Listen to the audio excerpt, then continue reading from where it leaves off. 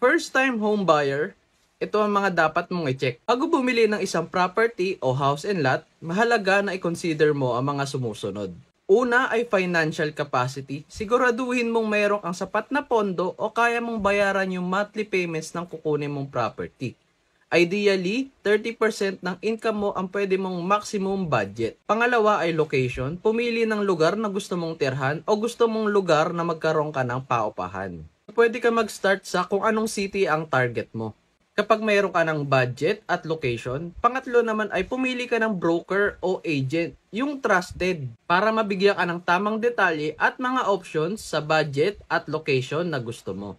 Kapag nabigyan ka na ng option, mag-background check ka naman ng developer na binigay sa'yo. So yun yung pang-apat, background check ka. So sa internet, check mo naman na lahat yan eh. So kung may track record na ba yung developer, nakapag-build na ba sila ng bahay, maayos pa yung pagkakagawa, yung mga amenities nila, pwede mo lahat